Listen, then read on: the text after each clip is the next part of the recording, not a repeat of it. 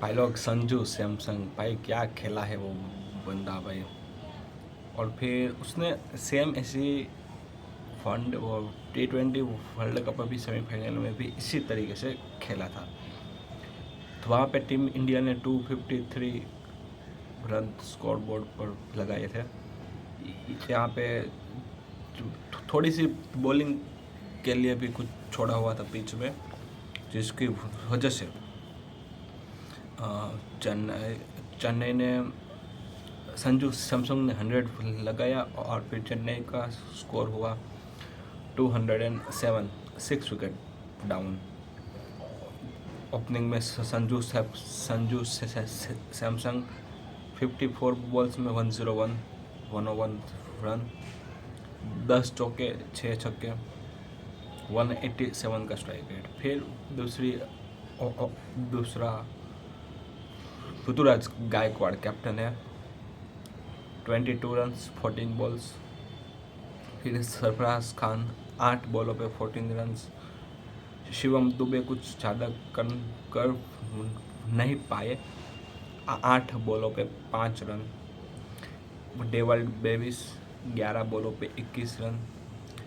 कार्तिक शर्मा 19 बॉलों पे 18 run. Jamie Overton 7 बॉलों पे 15 रन। और फिर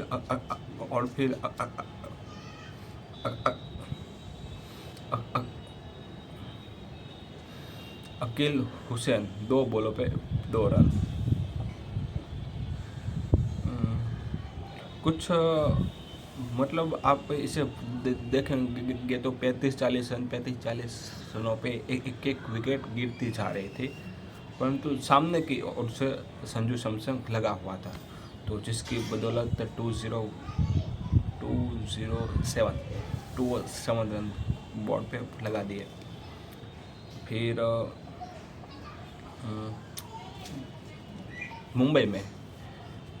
मुंबई के बॉलिंग की बात कर दूं तो जसप्रीत बुमराह 4 ओवर में 31 रन 1 विकेट। हार्दिक पांड्या ने 2 ओवर में 38 रन और 0 विकेट। फिर क्या नाम है, गजनफर 4 में 25 2 रन। मिचेल सेटनर 4 में 44 रन 1 विकेट। अश्विनी कुमार 4 में 37 2 विकेट। और क्रिश भगत 2 ओवर में 31 रन। फिर जब मुंबई चेस करने उतरी तो क्विंटन डिकॉक और डानिश मालेवर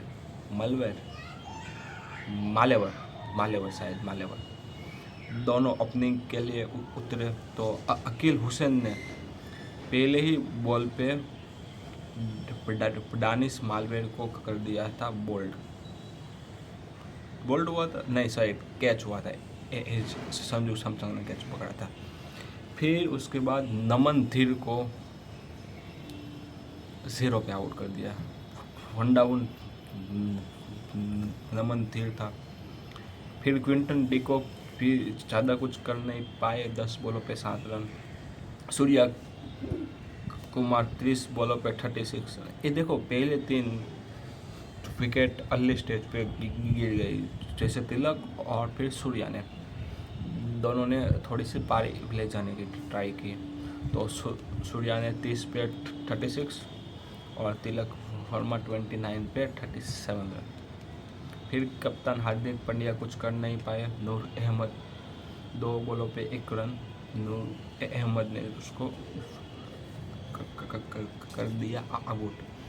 शरफा ने रदरफोर्ड भी ज़्यादा कुछ नहीं कर पाए, 0। शार्दुल ठाकुर 12 बॉलों पे 6 रन। क्रिश भगत 15 बॉलों पे 7 रन। अश्विनी कुमार 6 बॉलों पे 1 रन।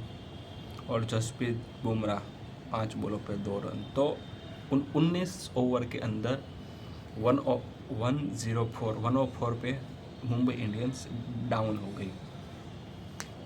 और फिर मुंबई में से किसी ने स्कोर नहीं किया, सिर्फ 2 ही बंदे थे जो डबल फिगर तक पहुंच पाए, तिलक वर्मा और सूर्या कुमार 36, 37।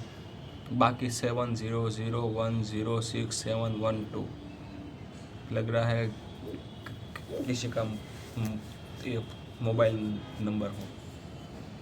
फिर चेन्नई में बॉलिंग की बात कर दूँ तो अकील हुसैन 4 ओवर में 1 मेडन, 17 रन और 4 विकेट। मुकेश चौधरी 4 ओवर में 31 run 1 wicket. Anshul Kamboj 3 over में 10 रन 1 विकेट। नूर अहमद 4 में 24 2 विकेट। जेमी ओवरटन 2 में 14 1 विकेट। गुरजाप्रीत सिंह 2 में 7 रन 1 विकेट। तो बिल्कुल वन साइडेड हो गया था मैच और हमें क्रेडिट ज़्यादा देना चाहिए संजू सैमसंग को।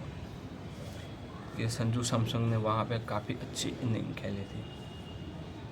और फिर पॉइंट्स टेबल की भी एक बार बात कर लूँ तो इस विन के साथ चेन्नई 7 में से 3 विन और 4 लॉस, मतलब 3 विन मीन 6 पॉइंट के साथ वो 5वें पोजीशन पे आ चुकी है। पंजाब टॉप पे है 11 पॉइंट, फिर राजस्थान 10 पॉइंट, आरसीबी और हैदराबाद 8 पॉइंट, फिर चेन्नई, डीसी और गुजरात 6 पॉइंट, मुंबई लखनऊ 4 पॉइंट और केकेआर 3 पॉइंट। और फिर आज का जो मुकाबला है वो है बेंगलोर और जीटी के बीच। स्टेडियम कौन सा होगा? स्टेडियम है चिन्ना स्वामी स्टेडियम, बेंगलुरु के अंदर मैच है। काफ़ी बैटिंग पिच है। तो यदि आप कुछ इम्पैक्ट प्लेयर की बात कर दो तो आप यदि आप लोग फैंटेसी की टीम भी बनाते हैं तो वहाँ पे भी यदि आप सेफ खेलना चाहते हो तो बेंगलुरु में से जो 5-6 प्लेयर है वो आप ले सकते हो, like Phil Salt, Virat Kohli, Rajat Patidar, Tim David, Krunal Pandya, Josh Hazlewood, Bhuvneshwar Kumar. तो ये सभी सेफ प्लेयर है, आप उसके ऊपर जा सकते हो। और फिर गुजरात में से कुछ प्लेयर निकालने हैं तो फिर कगिसो रबाडा, प्रसिद्ध कृष्णा, शुभमन गिल, फिर ग्लेन फिलिप्स। तो फिर आप इसको निकाल सकते हो। और फिर राशिद खान को भी आप ले सकते हो यदि आपका मन चाहे तो। पिच रिपोर्ट की बात कर दूँ तो आईपीएल में बैटिंग फ्रेंडली पिच है। 119 टू 210 तक का एवरेज फर्स्ट इनिंग का स्कोर है। फिर शॉर्ट बाउंड्री है स्क्वायर में, वो 55 से 60 के बीच में है और 65 मीटर तक रहती है बाउंड्री। फिर 200 प्लस टोटल काफ़ी बार लगे हैं। टॉस यदि आप जीतते हो तो पहले आप बॉलिंग करके फारिग हो सकते हैं क्योंकि बाद में यदि ड्यू के चांसेस होते हैं तो वहाँ पे आपको चेसिंग में हेल्प होती है। तो आप पहले आप बॉलिंग करके आप निकल सकते हो। फिर हेड टू हेड मुकाबले में 6 मैच हुए हैं और फिर 3 ऑल है, दोनों का 3-3 पॉइंट है। हाईएस्ट टोटल टीम बेंगलोर का 206, गुजरात का 147, लोवेस्ट टीम टोटल 147 दोनों टीम ने। बेंगलोर ने 147 गुजरात के खिलाफ 2025 में जब भी, और फिर जब गुजरात ने बेंगलोर के खिलाफ लोवेस्ट 147 2024 में कर लिया था। फिर आप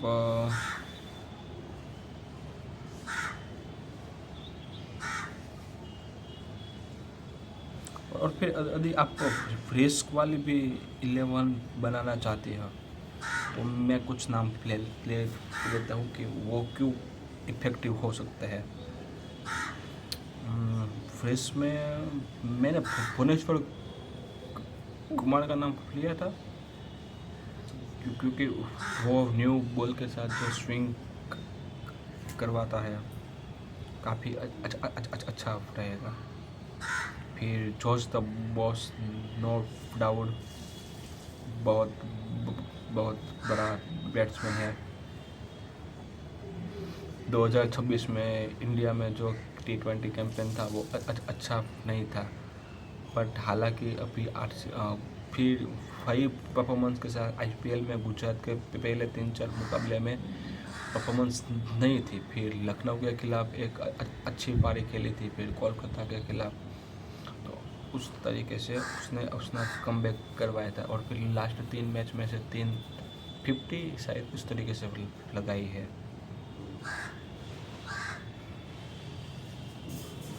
फिर आप शायद सुदर्शन तक भी जा सकते हो क्योंकि 2025 में ऑरेंज कैप होल्डर था। फिर और फिर वो फिर एक गुजरात की टीम के पास यदि एक इस तरीके से है कि हर टीम के पास कोई ना कोई टुल्ला है जो आते ही मार दाड़ कर रहा। पंजाब में प्रियांश आर्या है, हैदराबाद में अभिषेक ट्रेविस है, फिर वो चेन्नई में वो संजू सैमसंग है, फिर मुंबई में भी है वो क्विंटन डिकॉक है, फिर आप रोहित शर्मा को आप कर लीजिए। टुल्ला ही कहते हैं कहूँगा मैं, मतलब जो आते साथ मार दाड़ कर ली इस लिहाज में। परंतु जो गुजरात के पास जो है ना, गुजरात के पास वो सॉफ्ट ड्राइव खेलने वाला है। वो आपको धीमी आंच पे जो खाना पकता है उस तरीके से होता है।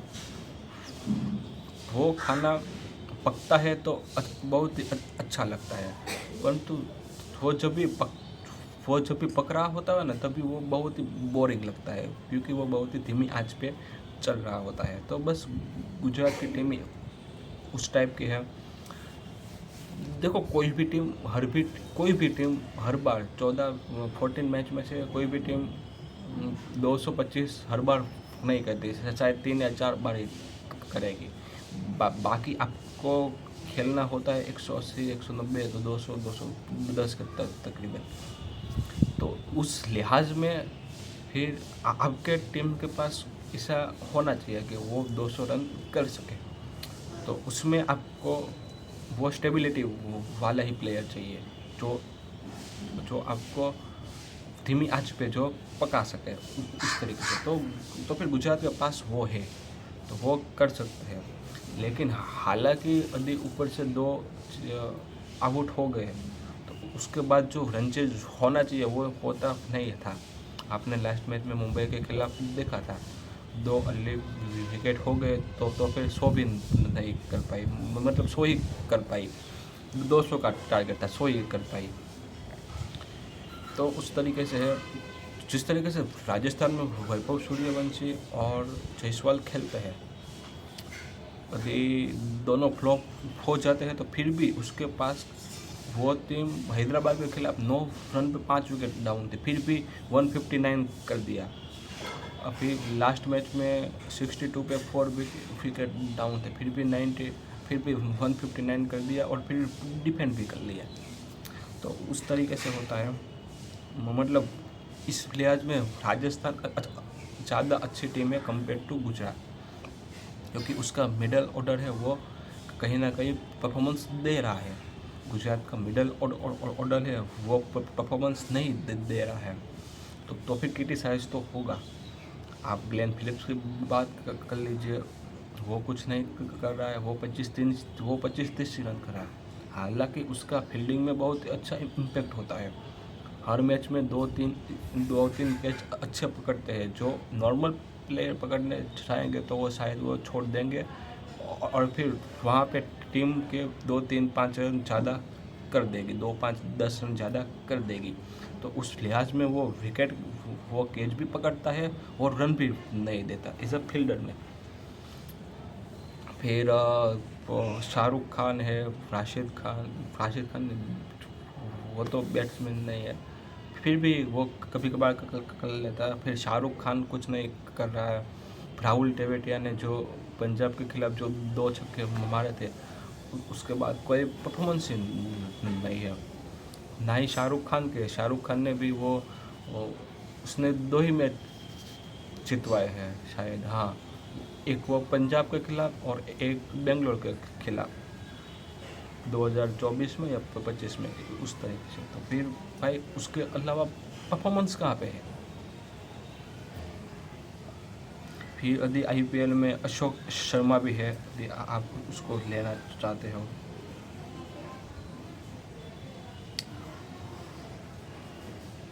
फिर वाशिंगटन सुंदर है, नो डाउट, क्या कर सकता है वो वाशिंगटन सुंदर का शायद है होम ग्राउंड नहीं, वाशिंगटन तो तमिलनाडु से खेलता है, सॉरी।